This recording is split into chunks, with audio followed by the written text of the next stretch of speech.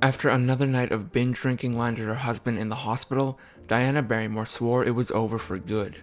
Little did she know, her wish would come true in the most horrific way. There's privilege, and then there's Diana Barrymore. She was born on March 3rd, 1921 in New York City to A-list actor John Barrymore and high society poet Blanche Ulrich. On top of that, the Barrymores were an acting dynasty. But Diana grew up poor when it came to the important stuff. John and Blanche's marriage was a battlefield, and Diana was the biggest casualty. John and Blanche divorced each other, but it felt like the 6-year-old daughter was also included. Boarding schools raised Diana and taught her little except how to be a brat. Blanche was a distant and controlling mom, but John was a non-existent dad. Diana knew him as well and saw him as often as his fans did. He rarely visited her, and John wasn't always on his best behavior when he did.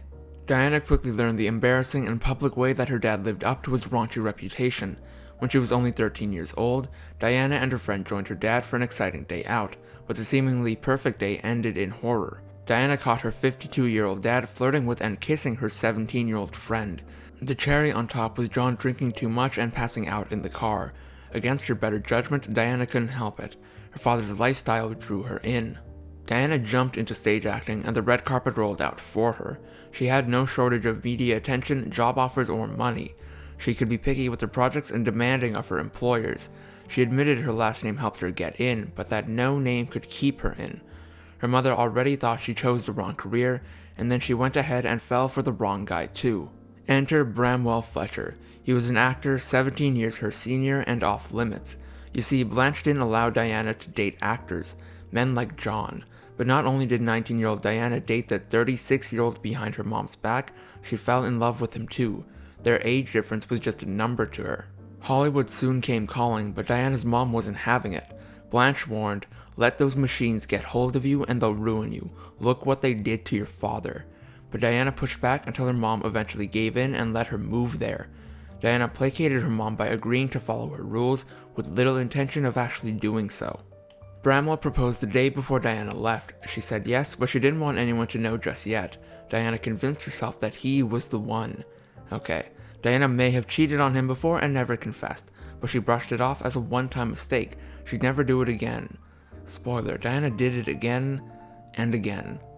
John lived a depraved life even by Hollywood standards, and Blanche knew it. She forbade Diana from spending a single night in his home. Diana, doubting her absent dad would care, agreed. Then Diana assumed John would be living with them.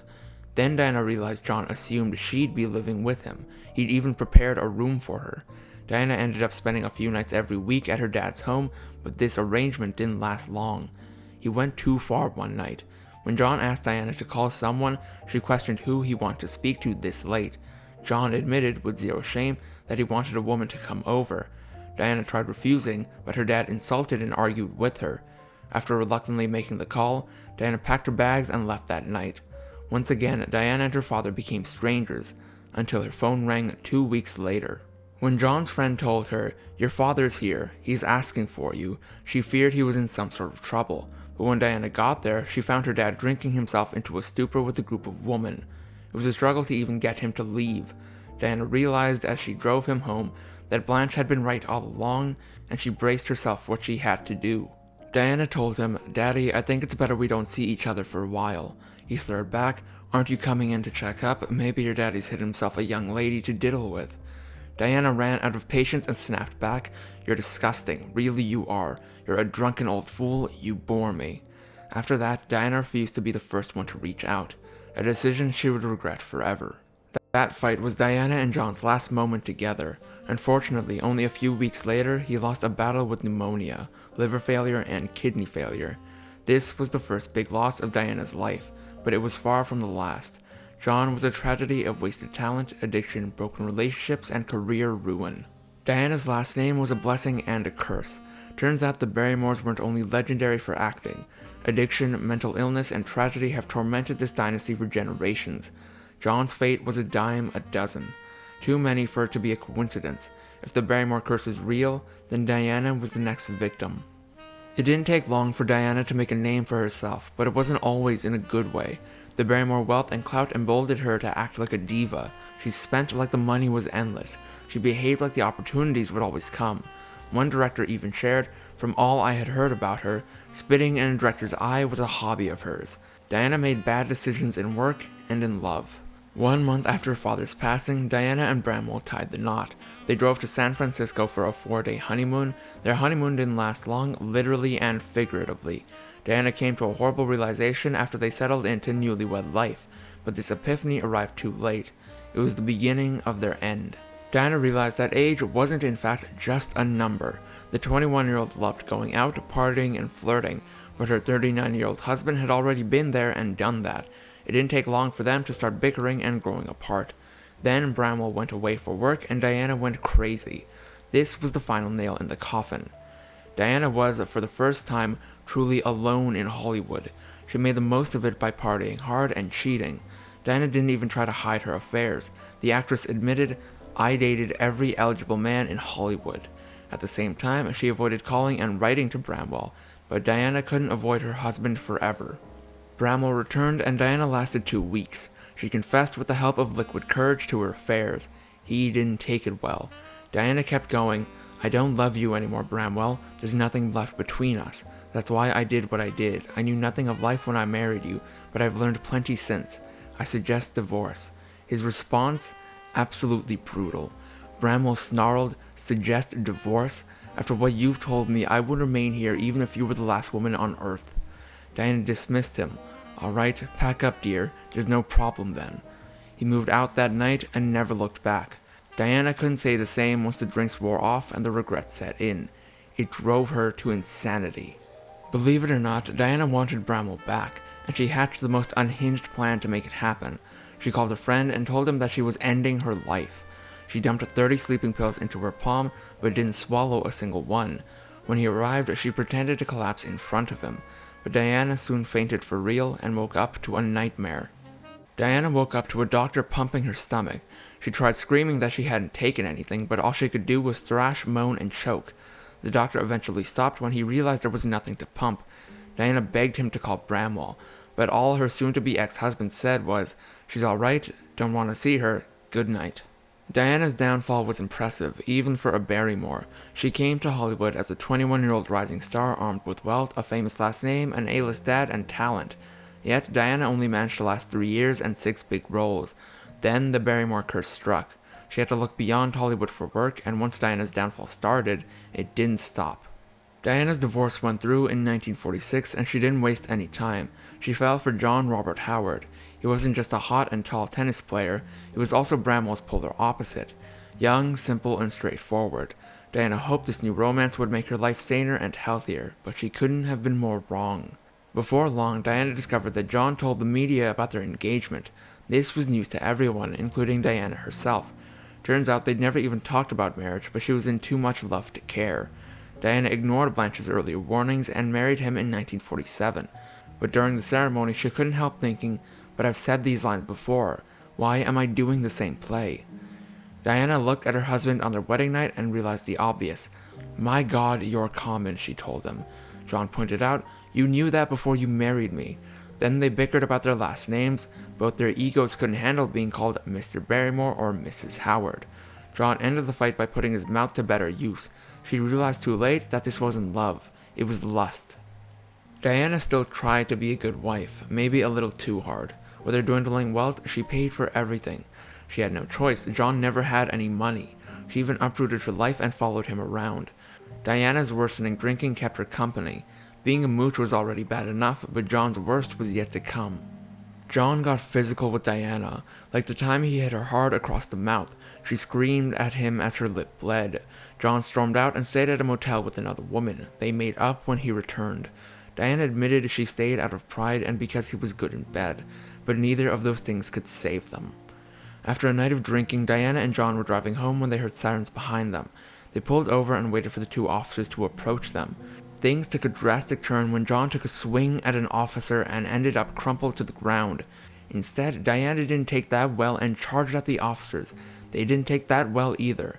Diana and John spent the night behind bars. The couple woke up to find themselves on the front page of nearly every newspaper. Once again, Diana's reputation took another hit. They faced several charges, but Diana didn't fight a single one. Instead, she paid the fines and looked for a way out. It came in the form of a job offer, one she so desperately wanted and far from home. Diana quickly fled from the scandal and her husband, but in true Barrymore fashion, she wasn't alone for long. Enter Robert Wilcox. He was her co-star, 11 years her senior, addicted to drinking, and exactly who she needed at the time. Diana and Robert fell in love. Meanwhile, Diana and John fell apart. The feeling was mutual. She knew her husband had a harem back home. After 6 months of not-so-wedded bliss, Diana knew what she needed to do. Diana demanded a divorce, but John demanded a payout. She begged him to change his mind, neither side budged, but it turns out that Diana didn't need to. Karma was coming for John. It was going to give her that divorce in the weirdest way. All she had to do was wait. In the meantime, Diana wasted no time and moved on with Robert. Diana and Robert were a match made in drinking. They fell in love with each other and fell deeper into their addictions. Their reputations plummeted along with their job offers. They were burning bridges left and right, and once again, Diana found herself the breadwinner. She had to stretch her strained savings even more. Well, at least until 1949, when the opportunity of her lifetime finally presented itself. The Diana Barrymore Show wasn't just a television talk show, it was Diana's salvation. Robert warned her not to drink in the hours before she was set to shoot the first episode. She also knew what was at stake and agreed, so he left her to learn her lines in peace. But Diana figured one drink to calm her nerves wouldn't hurt. But one drink became another and another. When Robert came back, it was too late. He knew what was going to happen and begged her to call in sick. Diana, in her slurred speech, refused. She marched to the studio and realized he was right, but it was too late. Everyone could tell what she had been up to. The show looked past Diana's reputation and gave her a chance. She proved them wrong, and they showed her no mercy. They ordered her to go home. Diana swore she'd never do this again and begged for another chance. No dice. Diana knew she'd never get an opportunity like this again. She had to watch as the Diana Barrymore Show became the Faye Emerson Show. It was the first talk show and made its host a star. Diana saw Faye and what could have been everywhere. In 1948, Diana got her divorce from John for the craziest reason.